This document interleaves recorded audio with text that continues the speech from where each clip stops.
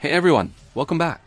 Today, we're diving into a heist so legendary, so incredibly audacious, that for decades it redefined what organized crime looked like in the UK. This is the story of the Great Train Robbery of 1963, where a gang of ambitious criminals managed to stop a moving train filled with cash using nothing but a battery and some ingenuity, netting a haul that remains one of the largest missing treasure troves in modern history.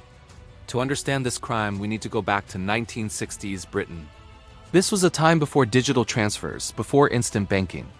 If you needed to move massive amounts of money between banks, you did it the old-fashioned way.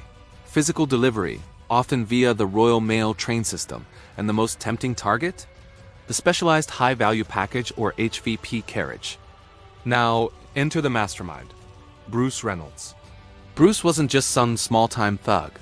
He was a professional and adrenaline junkie who saw the criminal world as a grand adventure. He ran with the Southwest Gang, known for their meticulous planning. Bruce realized that the biggest rewards required the biggest risks, and his target was the ultimate prize, the Royal Mail train running from Glasgow to London. Bruce received crucial insider information from an anonymous source known only as the Ulsterman. The tip? The Glasgow to London run on August 7, 1963 was going to be massive. Bruce knew this required more than his usual crew. He assembled a dream team of 15 to 17 specialized men, mechanics, safecrackers, and crucially, railway experts. His plan wasn't to crash the train. His plan was to trick the train driver into stopping exactly where they wanted him to stop, Sears Crossing. And how do you stop a train carrying a nation's wealth? With a cheap battery and black paint. The gang set up near Sears Crossing, a remote spot in the countryside. They meticulously covered the green light on the signal post with black canvas and then wired up a battery to manually light the red warning light. No central signal center knew they were there. When the Royal Mail train, driven by machinist Jack Mills, saw the red light at 3 a.m., he did exactly what he was trained to do. He stopped the train. As the assistant machinist, David, got out to check the trackside telephone, which Bruce had conveniently cut, the gang struck. They swarmed the cab, overpowering David and assaulting Jack Mills, hitting him with a steel bar until he was unconscious.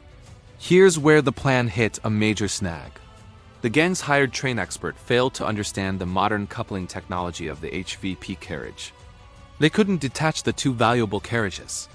With daylight approaching and panic rising, they had to resort to Plan B. They woke up the brutally injured Jack Mills, forced him to drive the two valuable carriages a little further down the track to their temporary hiding spot, Bridgego near Ledburn Village. Once at Bridgego, the gang rushed the HVP car, where 5 postal workers were still completely oblivious to the chaos outside. The postal workers were quickly tied up and restrained. What the gang saw next was unbelievable karam after karang of crisp cash. They hauled out 120 sacks of money, leaving behind 8 sacks only because they ran out of time. They had pulled off the perfect score. Before fleeing, they gave the postal workers and the Massinis a chilling instruction: "Don't move for 30 minutes. Then, the crew took off in their vehicles, heading to their secret headquarters, Leatherslade Farm, a secluded property they had rented for weeks. At Leatherslade Farm, the euphoria was intense. They threw a massive party, dividing the spoils. Each man walked away with a huge fortune. Some guys were literally playing Monopoly with real stacks of stolen pound notes. But Bruce Reynolds, the planner, felt a deep sense of dread. The haul was too big. The government would not let this go. And Bruce was right. The scale of the robbery was a national embarrassment. Police launched an unprecedented manhunt. Ironically, the gang's escape instruction, the 30-minute waiting period, was their undoing.